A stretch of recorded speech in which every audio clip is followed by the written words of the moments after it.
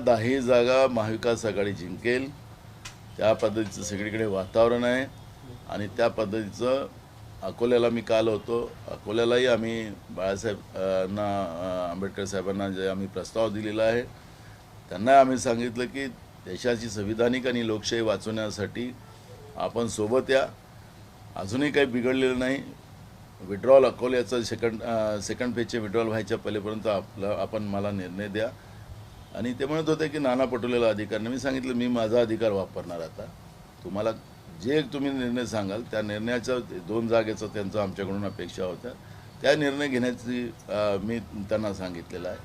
पण मतविभाजन करू नका असं अर्थहाक मी काल अकोल्याच्या भूमीवरून करून आलेला. काय वाटते प्रकाश आंबेडकर तुमच्या अर्धा हाकला हाक देईल का? कारण की त्यांनी बघा ते मोठे नेते आहेत त्यांच्याबद्दल मी काही नाही. पण त्यांनी ज्या पद्धतीचं वातावरण निर्माण केलं की आम्हीच त्यांच्या दूर जातो आहे. आमची वास्तविकता 3 होती. वास्तविकता मी काल सांगून आलेला आणि त्याच्यामुळे संविधान आणि लोकशाहीलाच आज धोका निर्माण झालेला आहे. आणि अशा परिस्थितीमध्ये मतविभाजन अजिबात आम्ही होऊ देणार नाही. आमचा पूर्ण प्रयत्न त्याच्यामध्ये आहे आणि म्हणून मी काल अकोल्यामध्ये हे सांगून आलेलो. अटल बिहारी वाजपेयी साहेबांचं काय केलं त्यांचा इतिहास आहे.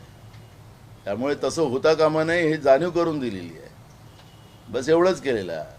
त्यांच्याबद्दल मला वक्तव्य करायचं नाही. बावनकुळेबद्दल तर मी काहीच बोलत नाही. त्यामुळे अटल बिहारी वाजपेयी यांचा इतिहास आहे म्हणून तसा इतिहास दोहरवू नका एवढाच इशारा दिलेला आहे. संजय धोत्रे आमचे चांगले मित्र आहेत. असं होता कामा नये. एवढीच काळजी आम्हाला आहे त्यांची. तुम्हाला असं वाटतंय मनात शंका की अहो आता इतिहास आहे भाजपचा. त्यामुळे हे काही लपलेलं थोडी आहे. ज्यांचा इतिहास त्या पद्धतीचा असेल ते होता कामा नये एवढीच जाणीव करून आम्ही दिलेली आहे. वंचित सोबत चर्चेचा मार्ग अजूनही चान्सेस आहे? आम्ही प्रस्ताव दिलेला आहे. आम्ही कुठेही अजून त्याच्यामध्ये मागं टळलेलो नाही. आज अकोल्यातला उमेदवार आमचा जिंकून येतो आहे त्या पद्धतीचं वातावरण तिथं आहे. ते म्हणायचे ना बाळासाहेब की मला हरवायसाठी उमेदवार उभे ठेवतात. आता यावेळेस आम्ही आमचा कॅन्डिडेट जिंकायसाठी उभा ठेवलेला आहे आणि त्या पद्धतीचं वातावरण आहे. नानाभाऊ ज्या पद्धतीने काही दिवसांपूर्वी प्रकाश आंबेडकरांनी प्रस्ताव दिला 7 ठिकाणी आम्ही मला आता ते कुठेतरी तुमचा पाठिंबा मिळवण्यासाठी असे खेळ खेळत आहे. मी त्यांच्याबद्दल काही नाही. ते मोठे व्यक्ती आहेत. त्यांच्या प्रकाश आंबेडकर साहेबाबद्दल मी काहीच बोलणार नाही.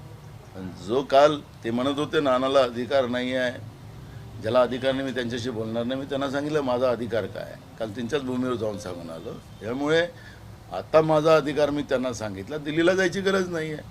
महाराष्ट्रातच आपण प्रकाशराव आणि आम्ही या ठिकाणी हा प्रश्न सोडवू.